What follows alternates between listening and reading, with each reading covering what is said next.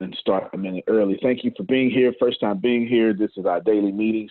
It used to be private, but during the economic disruption, we opened it up for the public. And now the goal is just for you to steal everything, or give me a word for steal that sounds great. Give me a maybe. Sure, no pressure there. A word that sounds like steal and means great. Acquire. Acquire. There we go. Okay, well, it took me a couple of years to figure that one out. You may gently acquire some things that you hear and take them back with haste to your organization and implement them immediately of the unoriginal origin, and then put original spins on them. You may do all of that. The goal is to, there's separation is illusion. I don't own anything. No one owns anything. All is going back to what the back is. We'll just save you that for right now. Other than that, let's start. The first thing I want to do is, I think I'm going to say this every meeting. I'm going to copy and paste it, and I want to say it. I need to unify you all. I need to unify my team, and I need to unify your companies. The middle class is the enemy. You're better than the middle class. I need to unify you there. I need you to realize that, okay? The middle class is the enemy. I'm unifying the fight here. I'm not the enemy. Your fear of poverty is not the enemy. And then to make sure that you all have the positive vibe on that, you don't focus on the enemy. You fight for prosperity, okay? All right, go ahead, Phil. Antonio, another way to say that is, this is out of good to great. Good is the enemy of great. Good is the enemy of great. Fantastic. My last boss, Chris Goodrum. Well, I had two of them, Paul Goodrum and Chris Goodrum. They were father and son that owned the Little Caesars that I worked at in 2012. Paul was the store manager. Chris was the owner. So speaking of Chris in this case, he would always say, Antonio, never confuse getting better with desired results. Isn't that powerful? Ooh, I hate it when he said that. Every time I hate something like that, it means it was for me. I can guarantee you that. Never confuse getting better with desired results. Good is the enemy of great. Those two things have the same energy on them. The middle class is the enemy. Good is the enemy of great. You're better than the middle. Don't let no one stick you in the middle class. Most of the world is there, okay, or poverty. You're better than that. You were born for better than that. Now, I don't want you to focus there. I want you to focus, Deanna, on the prosperity. That's the only fight. The fight is not against poverty. You know what I'm saying? Bob Proctor says in The Secret, I don't care how much you think about, poverty. The more you think about it, the more you're going to get it. It doesn't matter if you fight against it. You're just going to keep getting it. He's right. The fight is for prosperity. So what does that mean? That means if you focus on prosperity, you know when to keep your mouth shut and you know when to speak up. If you focus on prosperity, if you got to do 100 push-ups a day, then you understand the push-ups is bigger than the immediate pain you're going to get. The push-ups are somehow freeing your mind to attract better things. You don't need to understand it. You just need to know that that's what you're supposed to do. Did you really need 8 Rice Krispie treats yesterday? Did you? They taste well. They're awesome. Or, I'm not sure if they call Rice Krispie treats all over the world, but marshmallow rice patties.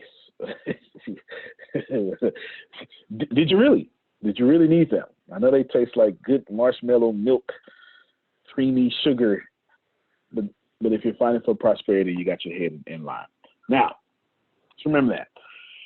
New goals. And these goals actually came from Satish, and I want to give them to you. They're actually obtainable, and anywho, let me just give them to you. That's what he sent to me, literally, in WhatsApp. This is personal goals. His personal goals is to free 250 people each. Is that each month, Satish? You getting ready to go right after this section, so I'm gonna let you explain it further. But it's just, I know the third one says, but do you plan on getting 250 each month for free? Third one is the each month. The first one is to get the hang of success. So we have to get 250 freshman level free enrollments. And once we get the hang of it, because if you remember during the summit, I forgot his name, Bradley mentioned, each success gives you sense of accomplishment and motivation to go next. So I wanted to build the stepping stone for myself. And I said, okay, let me get 250 free enrollments to the freshman courses and move on to the next stage where I have to get 250. So there is no time frame, time limit to achieve the second goal. But the third one is to get 250 paid customers each month. Boom. So this is a step ladder of proven accomplishments that changes his mindset, his influence, his leadership, that would then lead to the third goal, which is the ultimate goal in his first phase of goals. Because as a human being who wants more, like Satish, the moment that he gets to 250 a month, he's going to challenge himself, why can't I get X a month, right? Something like that. I think that's fantastic. I want to set something similar to you all. We should be liberating. We should be freeing, releasing the shackles. This is 10,500 freshman level. It's there. It's ministry. And we should be offering people that opportunity to learn how to raise $1 million cash and just do all sorts of stuff. We should be liberating people with that. So I want you to shift your focus and just shift it to, while you're fighting for prosperity, you help others fight too. Is that fair? Help others fight too. That's why the free is there. It hasn't always been there. It just happened in the last 5 weeks due to the economic disruption. But while it's here, let's go help people. And all of you are here because you want to help people. I don't know too many CEOs. There are a few. But for the most part, CEOs, crazy entrepreneur, crazy people, because all of you are crazy. In fact, let me just back up. Every single entrepreneur on planet Earth is crazy. You make no sense. You look at fixed things and figure out how to break them and make them better. That is exactly what you do. If I pass the microphone around, I'm pretty sure every last one of you, or most, about 90% of you, would prove to me that you're the black sheeps of your family. You don't necessarily have tribal thinking. You don't really go with the grain, because the entrepreneurs don't go with the grain. Those are called employees. Everything about you is crazy. Everything. And you crazy people want to change the world. And I don't know too many entrepreneurs that don't want to change the world. Therefore, let's use those 250, change the world. Grace? Antonio? Go ahead, Phil. Another way to say that is we're hunter-gatherers in a farmer's world. See, ADD is not a deficit. It's not a disorder. It's just we're hunter-farmers in a gathered world. Because think about it. Back in the olden days, us ADD people went out and hunted and gathered while the type B left brainers stayed in the village. Those people are crazy going out there. I'm staying in this village. I hope they're successful because I'm hungry and I want some clothes. And then we become agrarian. Plant in the spring, maintain in the summer, harvest in the fall. And we're going, man, this is driving me nuts. I'm going to pull the pigtails of the girl in front of me to create a commotion so my dopamine and my endorphins start getting in my brain and wakes me up because these people are putting me to sleep. So ADD is not a deficit. It's not a disorder. It was just been mislabeled. Yeah, I'm with you on that one, especially the way they mislabel many people in my community with that. So I'm with you on that one for sure. For sure. I love that. We're hunter-gatherers in a farmer's world. All right? Now let's go create other hunter-gatherers. And I like what he said. Some people are crazy, but I hope they succeed because I'm hungry and I want some clothes. Right? Crazy, but go ahead and win though, so I can benefit. And that's life. Such is life. All of us are doing that right now. Grace? Yes, sir. I'm going to ask you, how many 250s do you think that you can get? How long would it take you to get it? But then I was just going to set you up. So would you just like I was going to guide you anyway. Go ahead. Let's go with it. Go for it. Let's go for it. Just focus on 250 a month. Don't worry about not hitting it. Okay. Don't ever worry about not. Just give your shot. Just move. Just move. If you do what we call failure with our limited thinking, our little brains, it's just the universe telling you your plan wasn't effective enough for that goal. That's it. In fact, I'd rather change that word. Your plan wasn't efficient enough for that goal. Because the universe does everything efficiently. Effectively is getting stuff done. Efficiently is getting stuff done well. The universe is, if I had to describe the universe, it is lazy intelligent. It takes the least amount of energy to do things the most intelligent way possible. That's the truth. The universe uses, every single place, the universe uses the least amount of energy to do something the most intelligent way. In a little bit, I'm gonna let Satish talk, and she's gonna actually identify some of that. He doesn't even know he did it, but that actually makes sense. It's talking about the school. Okay, so bring that up too. Yeah. That's the universe way, the most lazy way to do something extremely efficient. All right, Deanna, same thing for you. Now, you're gonna have no time, Deanna. You're gonna have 50 different things to do. You're gonna be running the operations. For me to give you the same goal as Grace is unfair. Would you agree? Unmute your mic. Yes, I would agree. That's right. It's completely unfair. It is. In fact, I should reduce your goal by at least 80%. So I should take 250 and then multiply by 0.8 on the calculator and get that number, and that should be your goal. That's what I should do.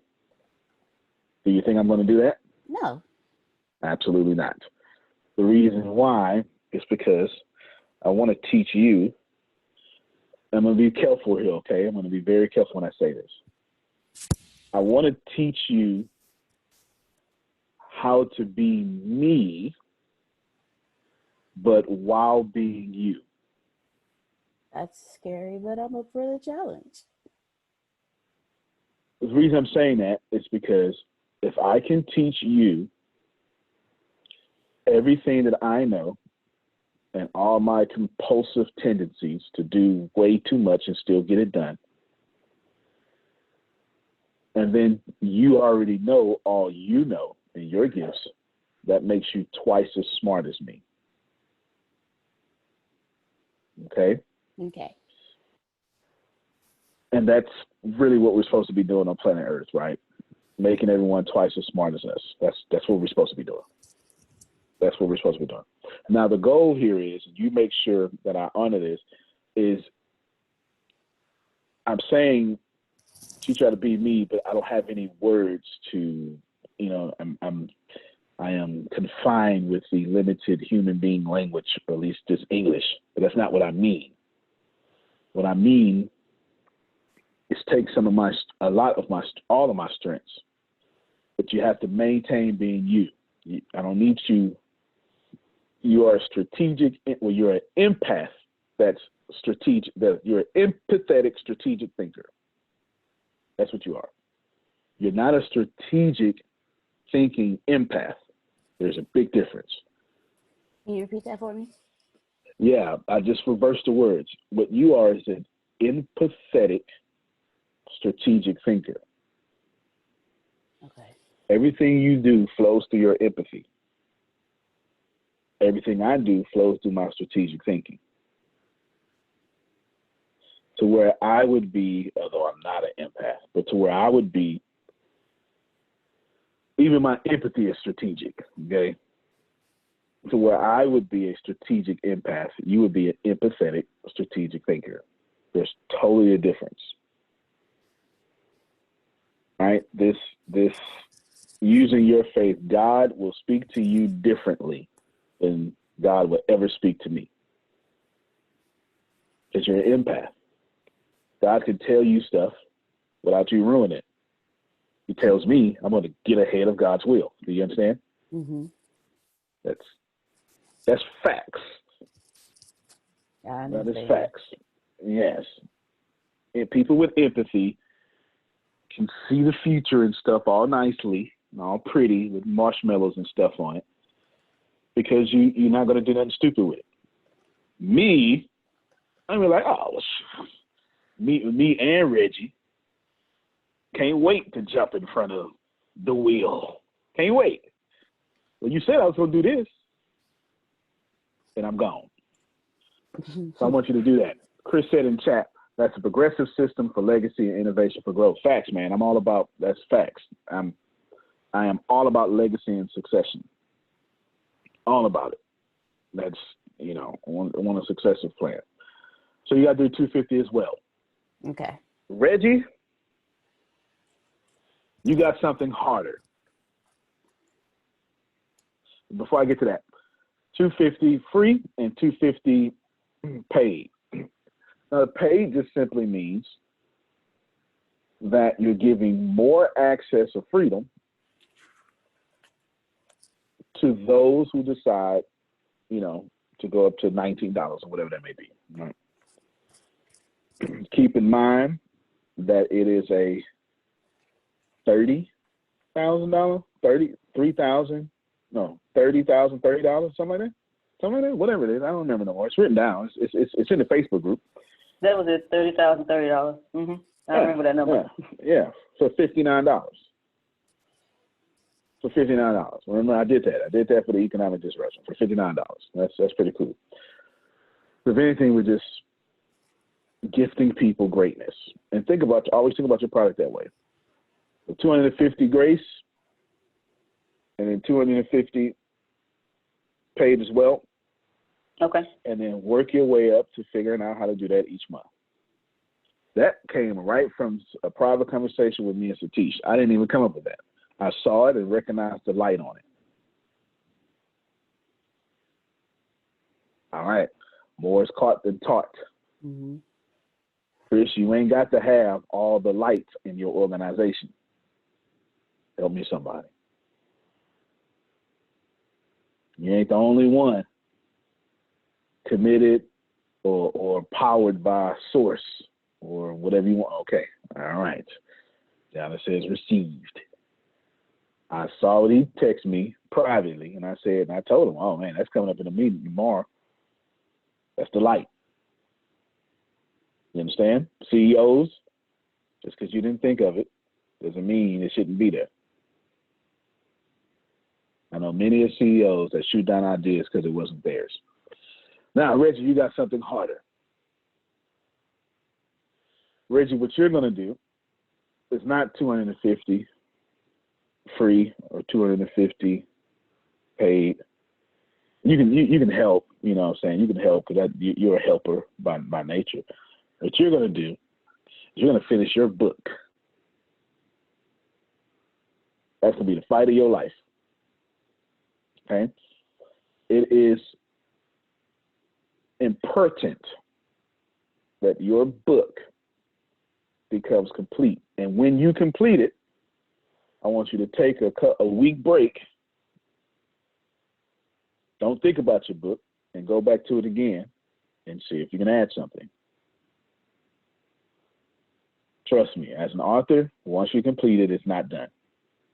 That's the cool thing about authors. Authors can bend time.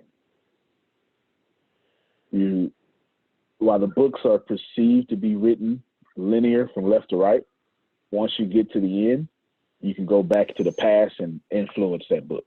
Go ahead, Phil. Never underestimate the value of a crappy first draft. Fair enough. Fair enough. Fair enough. That's your fight, Reggie. I want your during this journey, I want you to be focused on book and social media content. Fair enough?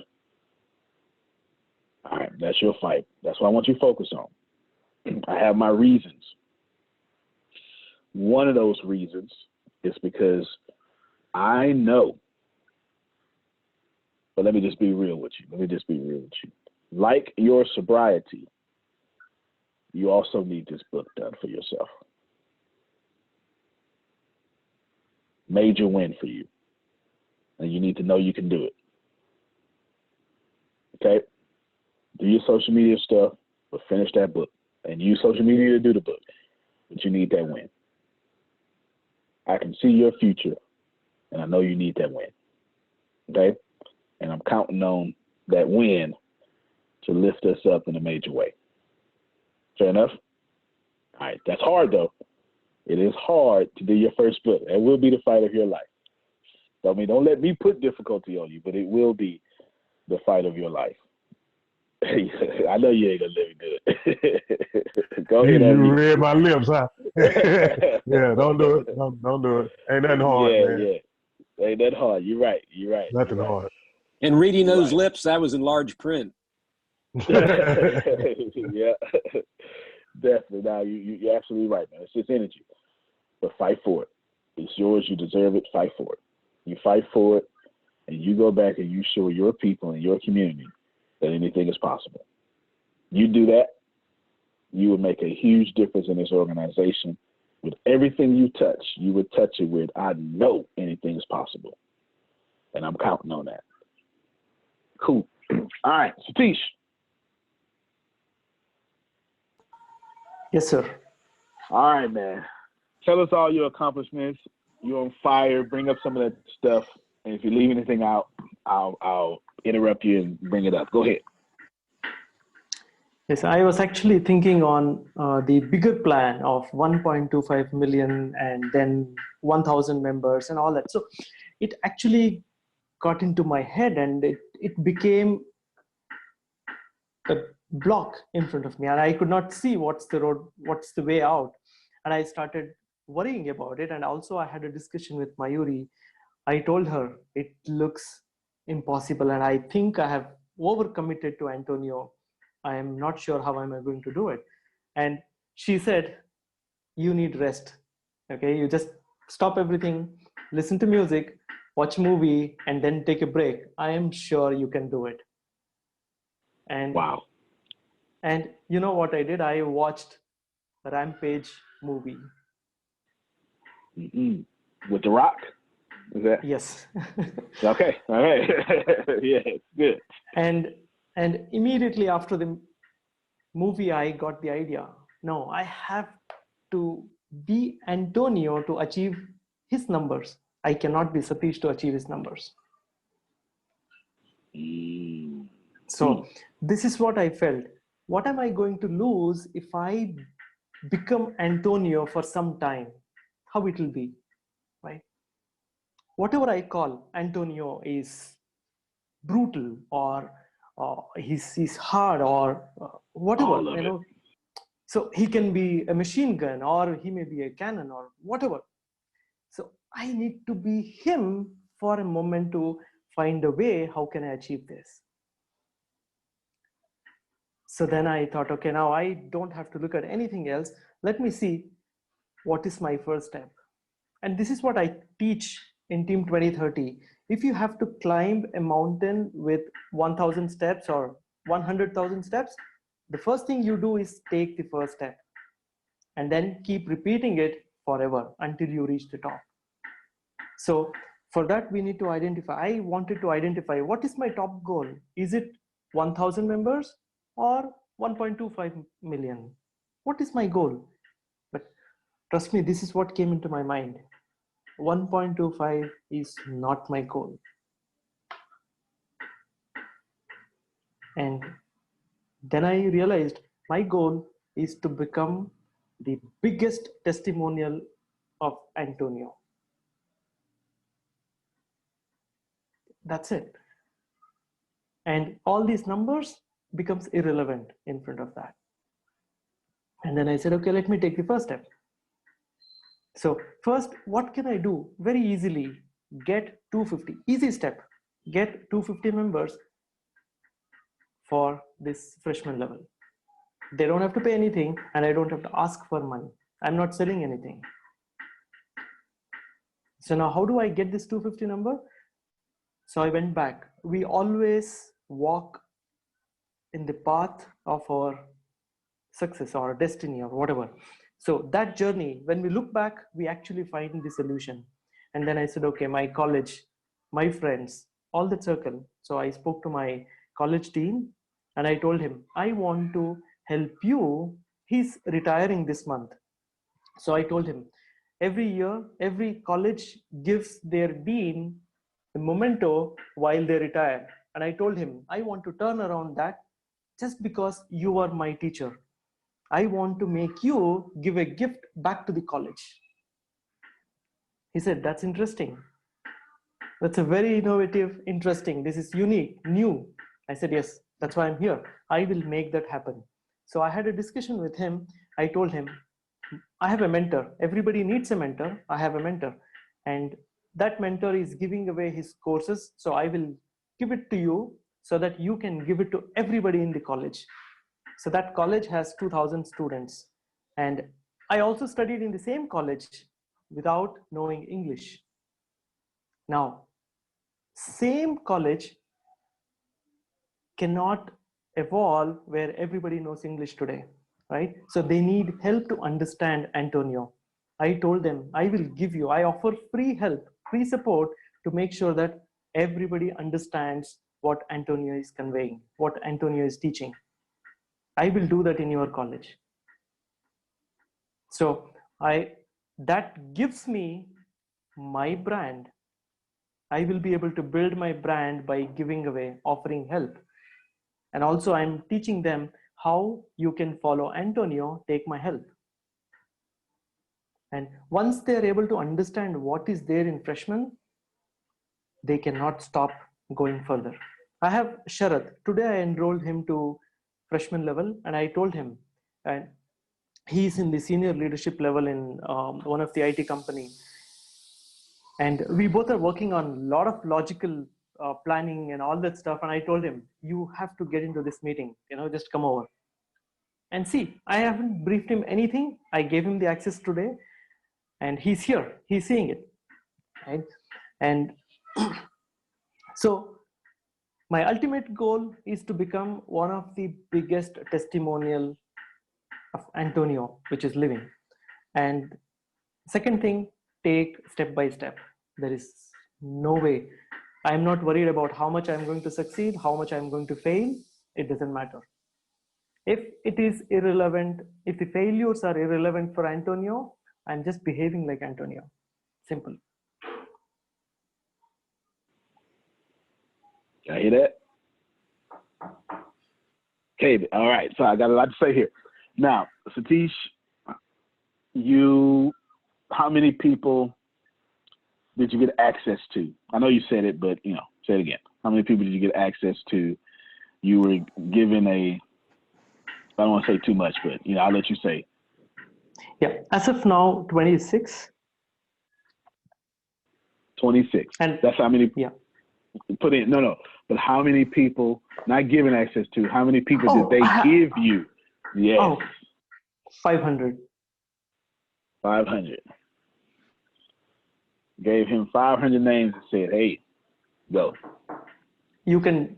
Yep. My dean told me you can talk to them. I have already told them that you will reach out to them. You can talk to them and schedule webinar or Zoom call or anything. They are all yours. They are all final year graduate students. So next, in 2 months, they will be in the market where employment or new hiring is completely stopped. And these kids, yes, they will come out and they have no idea where to go for jobs. And I want to help them. Yes. IT is going to get punched in the face for a little bit. That is for sure. That is for sure. IT is a support business. Little bit is understated. Yeah, definitely. Definitely. It is a support business, and it needs businesses with customers because IT is more on a retention model. But if businesses don't have enough retention, the first thing they're going to do is scale back on IT things. It's one of the first things. First thing people are going to do is cut expenses. First things. So IT is going to take a major hit here moving forward, which means, so will IT hire? Yep. There will be some hiring. It's going to be fiercely competitive, and it's going to be a bunch of young people that they can pay less and force older people into retirement. That is exactly what's going to happen because that's how you do business. Is it fair? No. But to teach costs too much. He's been here too long. He costs too much. Let me go get that person I can put on the minimum salary possible. That's how it works. That's how it works. Good job. Fantastic. Few lessons to be caught here. Find you a Grace as fast as possible. Find you a Reggie. Find you a Deanna. Build with them. Grace is employee number 1. Deanna is employee number 2. Build with them. I think Reggie's like employee number. I don't know. Build with them. Okay? And then go find you a Satish to keep them fired up. Who used to think, I should go to a college? Which one of y'all? Grace or Deanna? Which one of you used to think, I should go to a college and go get their whole college? Which one of you used to think like that? Yep. When last time you thought like that? I'll mute your mic. I still think like that. Okay. When last time you executed on it?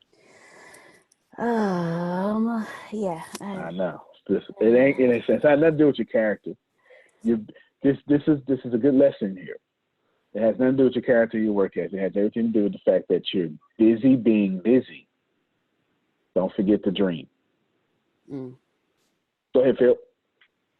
I have myself found, and I've helped other people find an executive assistant or an assistant by going to the local community college, the ones closest to where you are, and go to the department they're teaching, office management, they're teaching executive assistant. There's some place in every community college where they're teaching that role. And you want to find a B student that needs the money. The A students think they know everything. So you want to tell the professor this, who in your class gets B's and they need money, and find that person to bring on board. That's actually a great philosophy too, because typically, and I get in trouble when I say this, Atish, but I'm still going to say it because it's still facts. C students run the world. Okay, they do. A students do not. A students typically have very little accomplishments. Their accomplishments are being perfect in test. You can't build a business around that. Let me to Phil's point. When I hire, I do not care about someone's education, and they always lead with it, and I don't care. Your education tells me nothing about you. You think it tells me that you can commit. No, it does not. It tells me you test well. That's all it tells me. And building a business ain't got nothing to do with no tests. Those answers on a Scantron or however you take that test, they're fixed. There is nothing in the business world fixed. It's going to change today. This meeting will nearby be irrelevant today. Before today is over, something in today's business world would have changed to make something I've said irrelevant. It will need to be fixed tomorrow. That's the whole point of daily meetings. So when Phil says, go get a B student needs the money, right, motivated, right? But those are doers. So you miss, maybe there's so much with doers, they party or something. They don't study as much or whatever. Still a doer. All you gotta do is just flip that energy to the right direction. So I like that. I never thought about that, Phil, but that's fantastic. Always look, ladies and gentlemen, when you start hiring, please don't care nothing about the fact that Antonio has a master's. My master's does nothing for me but writes books. That's all it does. It does nothing else. It just writes books. But what I've accomplished in business since 1996, or the mere fact that I got up a trash can, that has a lot to do with my personality and my drive. I got a question. A lot. Go ahead, sir. I think it's gonna fill in the gaps because I guarantee somebody's probably thinking about this right now. Already. So Let me hear we it. get it. But how do we pitch and help people from corporations that go off for standard thinking get that? Because What? Yeah, keep going. My bad. Keep going. Because I think that's the biggest thing. Like, because as entrepreneurs, we get it, innovation, creativity, and much more. But corporations is more just, this is the philosophy, this is the standard. And it's hard to break them out of that. So let's say if you have someone who thinks like us, they be like, no, I don't think he's up to or she's up to it because of their way of thinking. Yep. I got you good. Number one, I mean, this is a detailed answer, so you might want to take notes. Well, you're probably driving. You always driving. You can't. Loves Hunterville and can't stand to be there. You just be driving. Well, I'm actually going to the money. Contract out for this one first. I had to write this contract. Oh, okay. If it waiting for you writing your money down, you be driving. I understand. Chris always driving to the money, y'all. Always driving to the money. Very detailed answer in a bunch of different parts. Let's start in order. For one, don't change people. That's the most philosophical thing I'm going to tell you. Everything else is going to be practical. Accept someone's responses as who they are. It just is what it is. Okay? Now, after that, let's get practical. Interviewing is the most important thing you could possibly do, or hiring. We just call it hiring. You need to ask tough questions. Tough questions. And you need to know the answer to these tough questions. Am I making sense to someone? Answers. Deanna, remind me to bring up 30 days. Remind me to bring up the one funnel away, okay? One funnel away challenge. Just remind me to bring it up. All right, who that unmuted their mic? It was me. Can you hear me? Yes. Okay. Could you repeat what you just said before you? Yeah, I got you. Tough interview questions. You need to ask tough interview questions, and you need to know what those answers are. This is just a Google search away. Now, Chris, I'm going to bless you. I asked a series of 15 tough interview questions. My interviews are tough. First off, inside of this, ladies and gentlemen, you need to not hire people just because you need to hire people. I'm getting ready to come back to the corporate world, Chris, and I'm going to tell you how I do that with college students. But in the meantime, let me give you some foundation. Tough questions. One of the first questions I ask is, as soon as I get the niceties out the way, how you doing? Okay, oh my God, I'm so excited. I say, okay, Chris, what's your weaknesses? It's the first thing I ask. One of the first things I ask. What's your greatest weakness? What's your greatest weakness? Now, here are bad answers. I'm late all the time. I've been fired. I find it hard to work with opinionated people. All those are bad answers. You understand? Anything like that. Anything like that is a bad answer. It just is. It just is. So what would be a good answer? Well, you know what, Mr. Smith, my analytical skills are strong, extremely strong. But I find out in my analytical skills, I spend too much time analyzing and not enough time executing. It's something I've been working on. See the difference? Basically, what I want to see inside of this question is a high sense of self-awareness. Why would you hire someone, Chris, that's not self-aware? Look at the whole point of your question. We know it. We innovators, we entrepreneurs, but the corporate world people, right? Ain't that what you said, Chris? The corporate world people, they don't have self-awareness. Why would you hire someone with no self-awareness? I didn't think of it like that until now. Mm-hmm. It's like, Like, but that actually makes a lot more sense because they're so, I'm trying to see the right way to say this. It's like instead of being their self, they rather follow just the textbook or whatever they're told to do. They're more of following direction than actually knowing who they are. Right, which is nothing wrong with that. You just need those kind of people on your 90th level of your company. You don't need them too close to you. You understand what I'm saying? They don't need to be on levels 2, 3, 4, 5, 6, 7, 8, 9, and 10.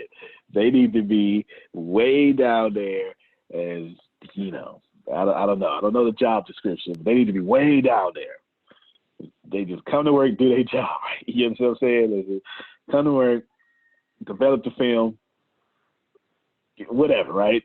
Switch the audio, just do what I say. That's on that level. But on your levels closer to you is the more you need innovation and self-awareness and even disagreement. So you need all that. The closer you get to you, the more geniuses you need to have. Which leads me to your corporate world when you were talking about it. I poach the smartest people always. Do not confuse smart with what I said about A students. I mean, two different things. When I need to go get A students, it is in a very technical field. Do you understand? It has to be technical. If I want software developed, I went for the A students. I do not care, Chris, if they are super duper executors. I need you to execute in the A that you have because I need the best software. If I want sales, I don't need the smartest person in sales. I don't need intelligence in sales. I need someone that can handle themselves, that can take rejection, and that have high levels of empathy for great listeners. There's a difference here. What I'm saying concisely is the more technical that job is, the smarter book smarts that person should have. You get what I'm saying so far? Yeah, that makes a lot of sense, especially when you talked about sales, because majority of people, I feel like, are afraid of sales because of rejection. So I guess to put it like the thinker that's always systematic and kind of falling, they were like, okay, I don't want to do sales because it's not a position this and yet and thing like that. But what I found in my own personal opinion is the person who's good at sales is great at adopting on the fly. Like listen to the conversation, keep things and adopting, which is kind of like innovation, versus someone who's like a system. If they get hit with a certain rejection, they like pause. Does that sound about right? That sounds fantastic, man. That sounds fantastic. You want to be able, for instance, Elon Musk poaches, for lack of a better phrase, the biggest and brightest of Stanford. That's why his private company competes with governments. And as far as SpaceX goes, and even Tesla, you need that, technical positions. You also need doers. The most important thing that y'all can, I say this all the time, I guess I'll say it again. It is easier to educate a doer than it is to activate a thinker. Very easy for me to educate a doer. To activate a thinker, it's near impossible. Very few people can do both at the same time. Very few people are strategic doers. Grace doer. That's it. She's not. Grace, are you trying to be strategic? Me? Yeah. Not at all. Am I embarrassing you by saying this? No. No, you just. I just talked to Deanna about this the other day. I just be reminded. Hey, I'm a doer. Just tell me what to do. So how this plays will work. That's it. Grace is the best doer in the company. Do you understand? Guess what Reggie is? Reggie's a thinker that does. But you gotta be careful because Reggie will think, and not do because of perfection. Do you understand? That he's a thinker and a doer, so Reggie fits in well. Go ahead, Phil. Most outstanding salespeople approximately 2% of the pack are relatively unstable individuals. But since they're worth 10 average salesmen and 5 good ones, it behooves you to understand them and adjust accordingly. Number one, tremendous energy drive. They'll work weeks on end. You got to force them to take time so that their body catches up to their drive. They're always selling. If they're not selling you, they're selling the guy at the post office or the waitress in the waiting room. They're terrible with paperwork. They're terrible at investing. Instead of buying 401ks and real estate, they'll buy cars, clothes, and swimming pools.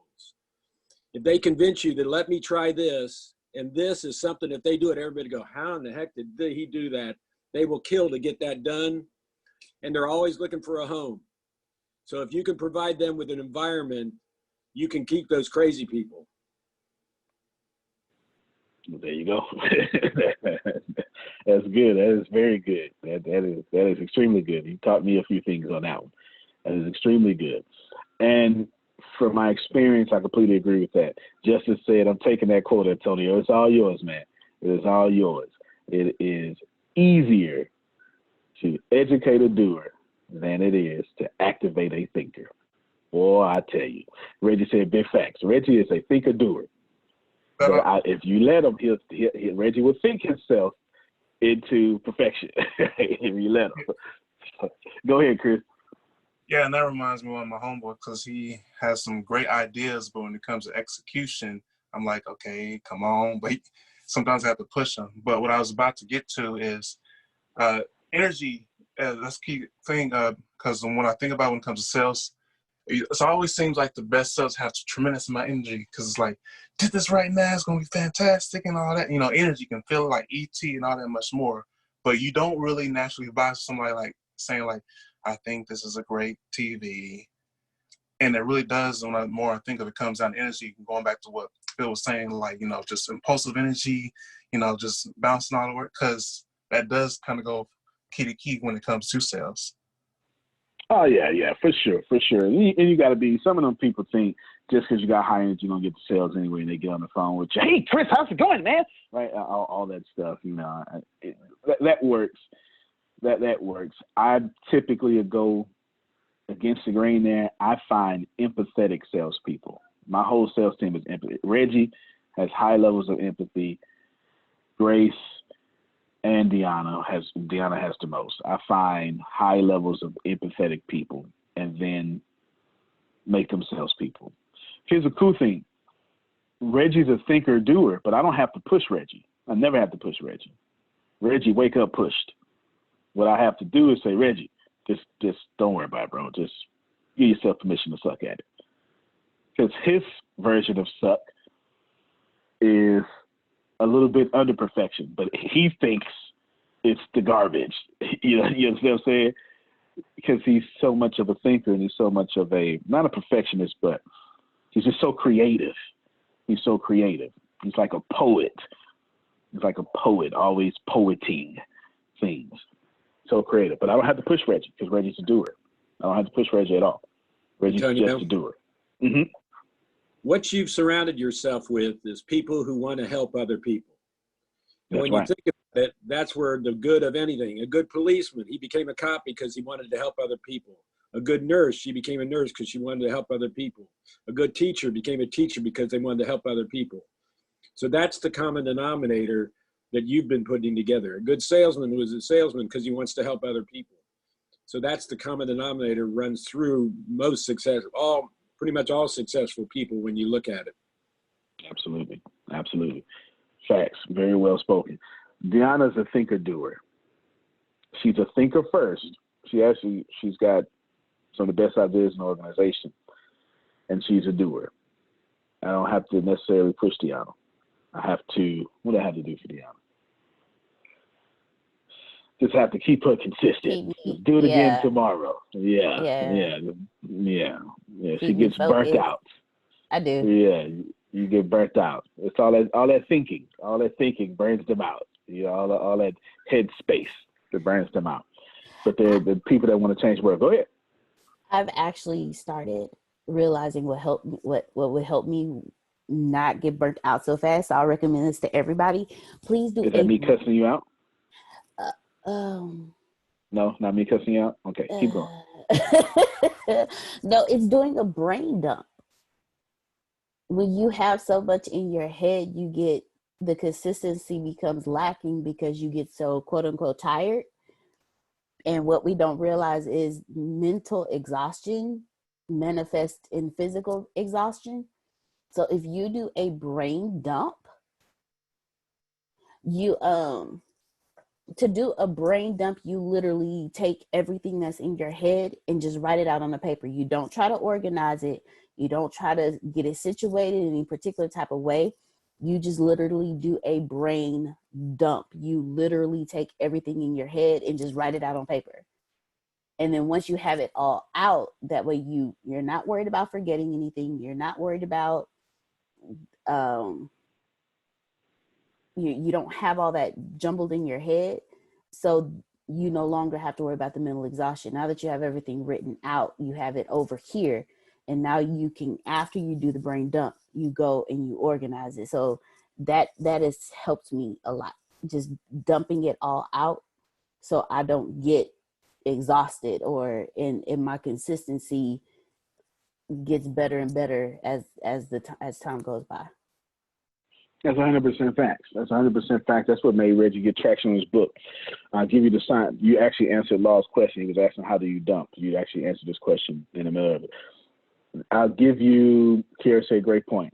I'll give you the science behind that. It's two different, when you try to use both parts of your brain like that at the same time, then you're forcing cognitive dissonance upon yourself. The side effect of cognitive dissonance is frustration. It just means that you have one neuron holding two competing ideas. When you try to hold organizing and creating at the same time, these are two competing ideas. And then therefore frustration kicks up and you go, you know what, I'm tired. I'm just done with this. I'll write this book later. You just don't want to do that. Like that's my cognitive behavioral therapy coming out. But that's just what that is. That's just what that is. You just don't force yourself to do that. I got some great points. Remind me right after this call to wish somebody a happy birthday. If I don't, they're gonna get real sensitive. Awesome. And one funnel away challenge. All right, good. Now, don't forget the happy birthday party. They're gonna get like real sensitive about that one.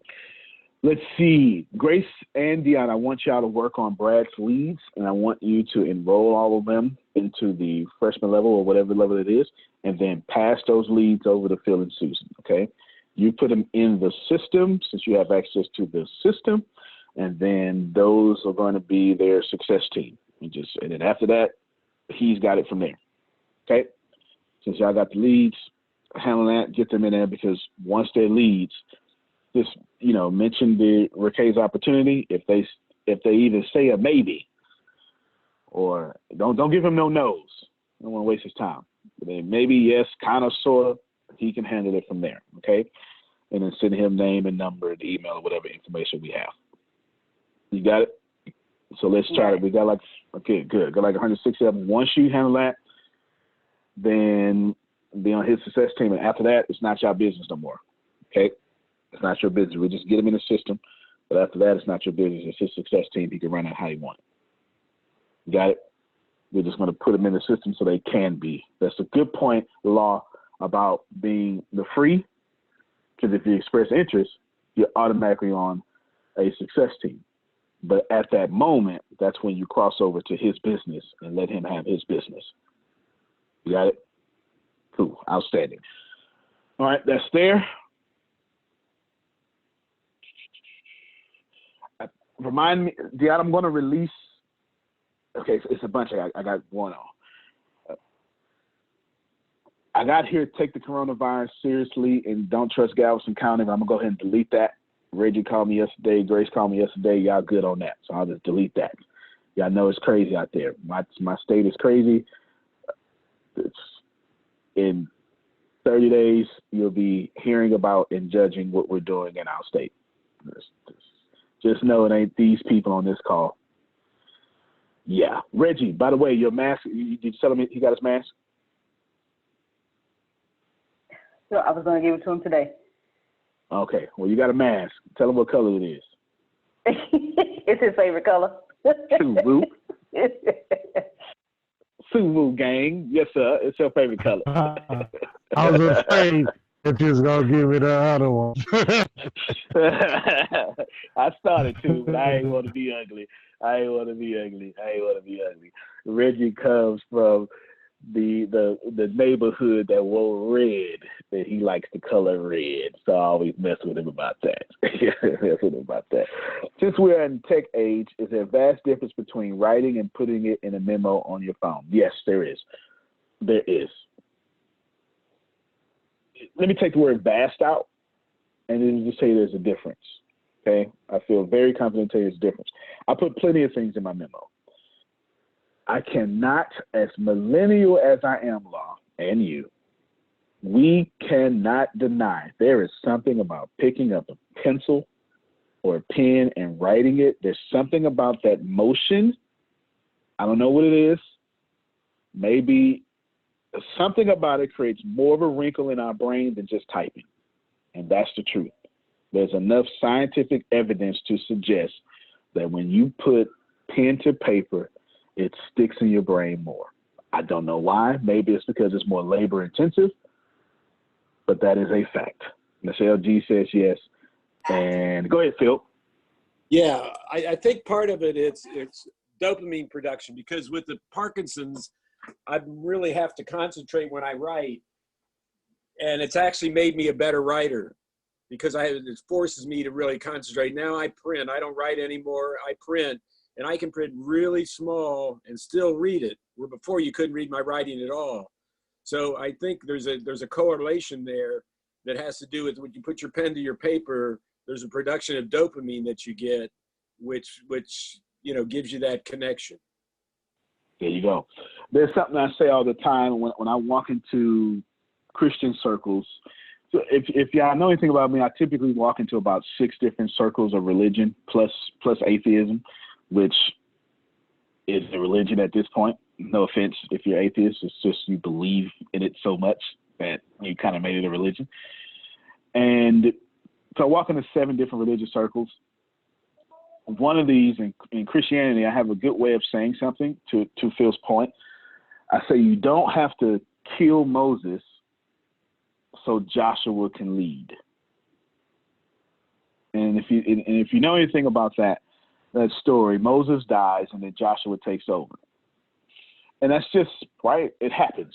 That's just in fact, the book of Joshua starts off with Moses, my servant, is dead. Now Joshua, get up.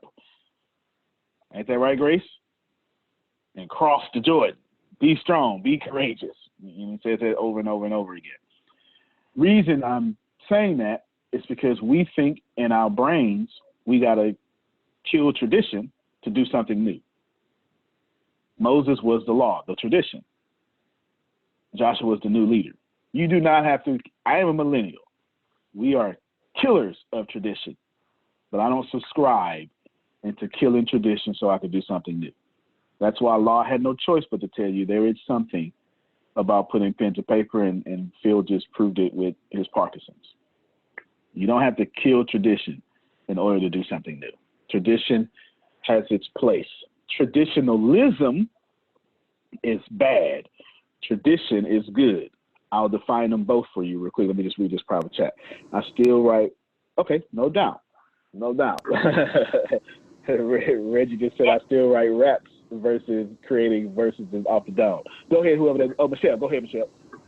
Antonio, I was just gonna say, even with dealing with the lupus and the memory loss, dealing with that, with me writing, I can remember things a lot better that way as well than just if I just type it or something like that.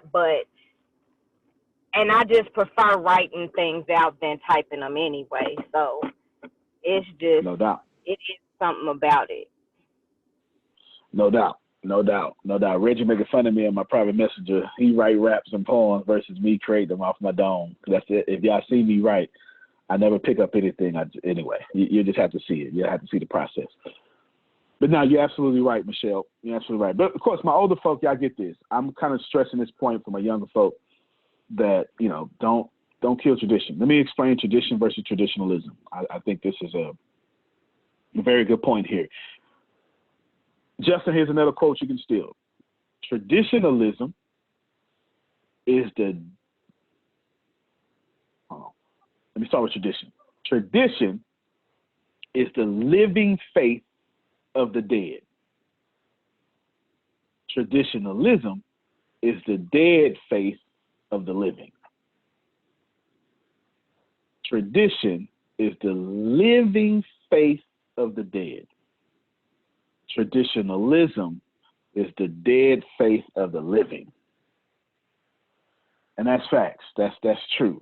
There's nothing wrong with tradition. And there are great things that our ancestors, whoever your ancestors may be, they have living faith that keep you well, alive, respectable, like saying good morning and all that stuff like that, right? Saying yes, sir, no, ma'am, and having manners. You understand? All that stuff keeps you alive. Traditionalism is, well, this is how we always done it, Phil. See the difference? Phil has an idea. No, Phil, that's not how we do it here. That's traditionalism. Famous last words for a dying organization. That's not how we do it here. No, Phil, that's not how we do it here. That's not how we do it. That's my living faith killing this organization.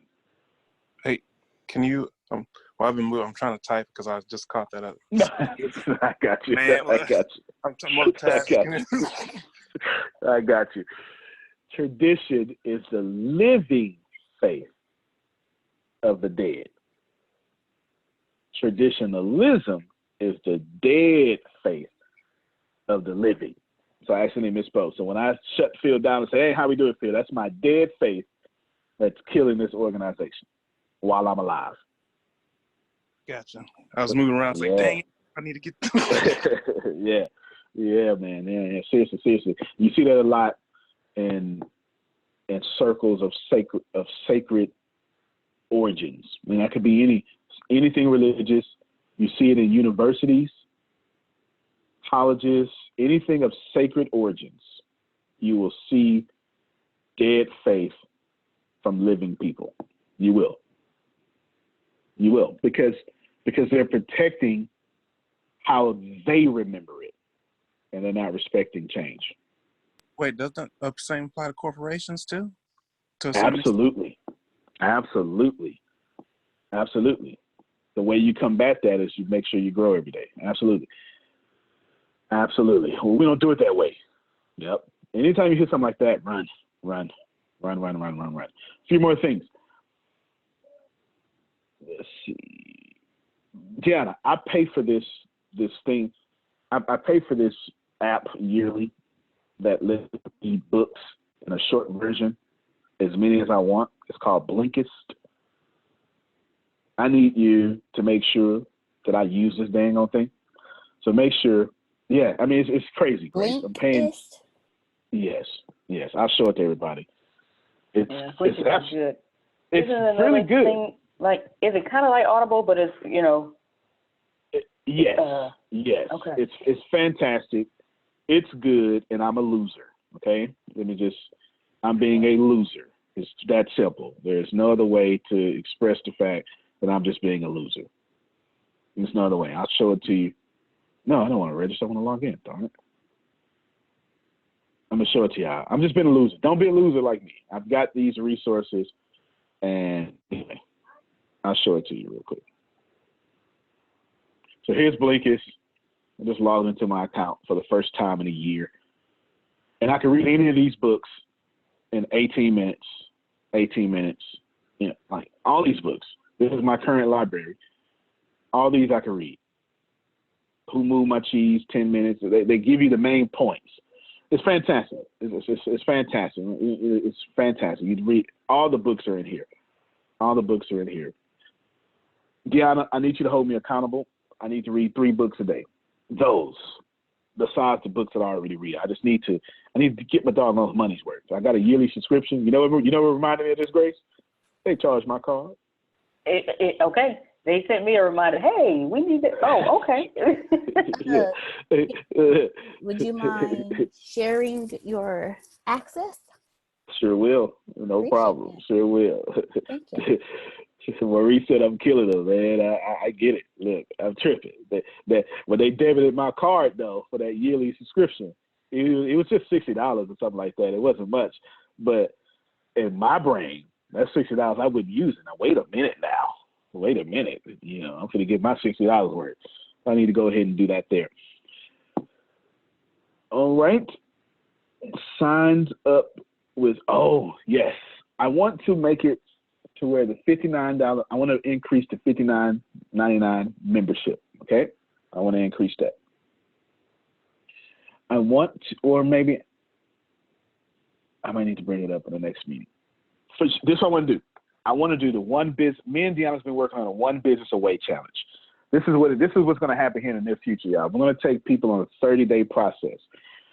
At first, this costs thousands and thousands of dollars. It's a 30-day process to where we're going to walk you one day, day one, all the way to day 30, and build your business in the most incredible way possible. If you're familiar with the One Funnel Away Challenge by Russell Brunson, it kind of looks like that, okay? But for business, day one, here's the things, you know, marketing, sales, business, everything. And by 30 days, the goal is, my assumption is you're one business away from being a millionaire, okay? One business away from being a millionaire. We're going to take you through massive multiple trainings. It's a bunch of them all in 30 days. It's fantastic. Just giving it to you step by step over 30 days, harder and harder and harder and harder and harder. Maurice said sick. Yeah, man. Yeah, definitely. Instead of charging thousands of dollars for that, Deanna, I want to add that to the $59.99 course. Write that down. Don't let me forget, because I might get greedy. Write that down. Well, you know, you got to know who you are. You gotta know who you are. I might get greedy. I might think about that money and be like, wait a minute. You know, I think if I add that to $59.99, that will be fantastic. I think if I make that approachable and affordable, that'll be fantastic. Go ahead, Michelle. So when you said that, it reminded me of something that I said I was gonna tell you. So I got a message on Facebook for Pardon, and he's doing this thing to where, but his is a 14-day trial after free, and then after that it's like $90-something a month after 99. Okay, but then he's giving away a video reading of 10 times. So I said, because I got that yesterday. Did you get it? Did you enroll into it? I did. Yeah, it's good. It's good. Grant Cardone is good. It's good. It's good. It's good. Yeah, no doubt. Nothing wrong with that. I ain't mad at you. I ain't mad at him. It's fantastic. And the 10 times it was like $1. We typically call it 10x. We call it 10x. 10x. Yeah, 10x. The 10x is it was like $1 for the video of him actually reading the book. Yep. So I'm glad you said that. So Deanna, every time someone signs up, I want to give away all eight of my books. I have 11, but 8 I didn't co-author. Now, I need to know where to put these at, Maurice. What's co-author, Antonio? Can you clarify that a little bit, please? Actually, what I'm gonna do is now I'm gonna just give away the digital copy, so it won't cost me anything. I'm gonna give away the digital copy, so it won't cost me anything. That way, I don't have to raise my price. So it's not ebooks; they're just digital copies of long books. Okay, digital copy of long books. Where should I put that at, Maurice? Should I put that? Where do you think I should put that at? Which level? Somebody help them out. Should I give away 8 free books? Free level, $19.99, $49.99, $59.99. I would say $59.99. Between the $49 and $59.99. Okay. Who else? I would say the 19, because that'll entice them to go ahead and bump it up. Well, that's actually a pretty good thinking there. That's actually pretty good thinking. I ain't got no problem with that. In fact, that feels so good. I'm gonna just go ahead and keep it there. Well, I don't need no more. I'm just go ahead and keep it there. That feels good. So I ain't mad at that right there. Of course, that means you automatically get it if you get it for $59.99. Yes, Grace. Okay. So, because of what you just, what Michelle, you just said, the real estate, what we talked about yesterday, are you keeping it where it is? Real estate stays at $59. I mean, at the $19.99. Okay. Yeah, real estate. The real estate stay. You want to learn real estate, you upgrade to $19.99, especially the way we doing it. And there's so much more coming. There's so much more coming. I'm not even sure if I ever showed y'all how much more is coming, but there's so much more. Let me see. ATS real estate. There's so much more coming. But anywho. All right. Last thing, Deanna. Oh, go ahead. We're running around here. We got some air conditioning issues that we're dealing with. So I might have missed some stuff, but I would say whatever you're doing, and this could be completely off base because I didn't hear the full conversation. Have the person commit to giving a report of what they got out of what they read. That's the quid pro quo. That's a quid pro quo you're giving them. Hey, we got this great deal and everything else. The one thing I ask of you, now whether they do it or not, that'll tell you something about them. You don't have to, but you just challenge them that you want to report on what they got out of what they read. That's good. That's real good, and we can do that in a couple of ways. We can call them, but we can also make it. We can upload them to Thinkific right now, so we get the new platform, and then we can make discussion threads and have it right there. Sure can. Sure can. That's fantastic, Bill. That's fantastic. Very, very fantastic. All right, that's real estate, stays at $59.99, and either the 8 books go to $19.99 or $59.99. I'll keep thinking, Deanna. Last thing for today, I want to release season 8. Second to last thing. Grace and Reggie, you asked me this weekend about how much space for video editing. Real simple. I thought about this after, like 2 days after y'all talked to me. Grace, you can use iMovie on your phone and edit those videos. And then Reggie, you can find the equivalent to iMovie on your phone and edit those videos. You can do it right there. Honestly, like you can do real deal until we get a new Mac. You can do it right there, and it solves that problem. And you have enough space on your phone, or at least it's easier. Actually, you got 128 gigs, don't you, Grace? I believe so, yes. Yeah, you use 128 gigs. You tripping. You ain't. No. I'm talking about on your phone. Oh, yeah. I do have 128 gigs. Yeah. Your phone is as big as your Mac as far as storage. All right, last thing, Deanna. I want to do something weird, and I have this scholar series that I did. It's called What If. I'm going to change the name of it, though. But I want to release it as a full season 8 of my podcast, and I want to release it like Netflix, just all at once. And it's different though because it's a religious argument, which typically is not on that podcast. But it's not religious. It's me doing y'all asked me to come into this church thing. Let me tell y'all, let's look at what you're thinking, and let's. It is a very complex 23 lecture of what is your gospel. Now, Dave's going to like this. But what really is your gospel, Dave?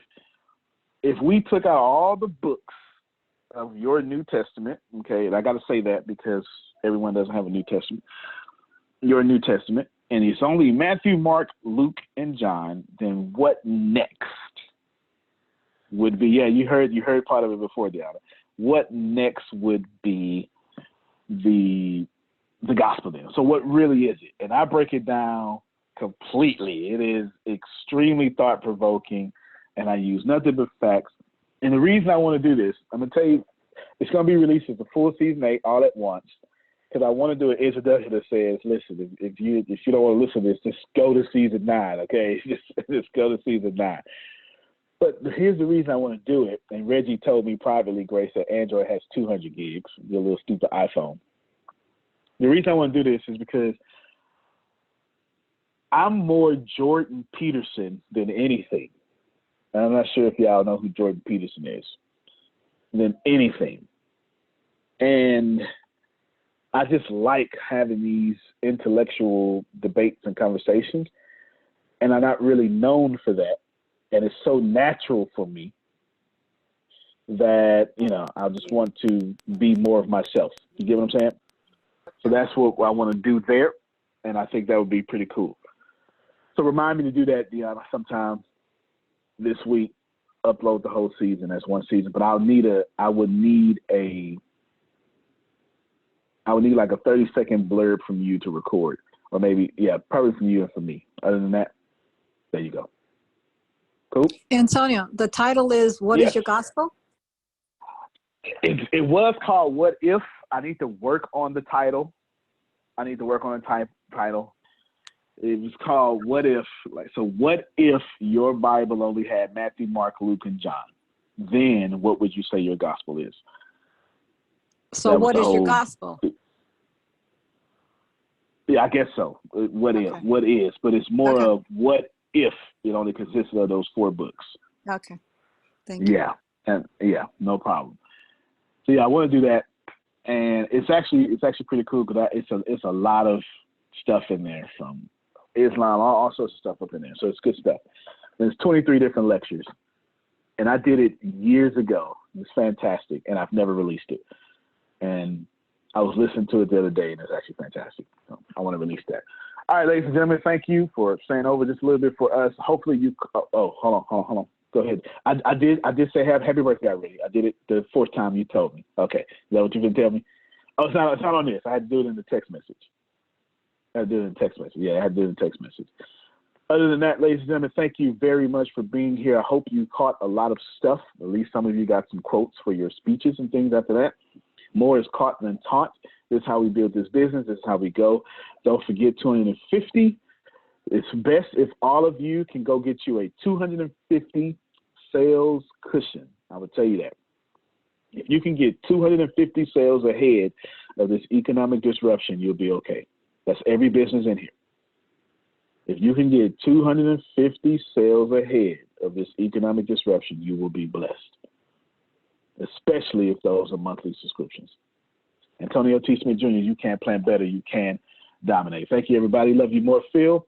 And we'll see you all on the internet, is what my old auntie would say, with an S at the end. All right, everybody.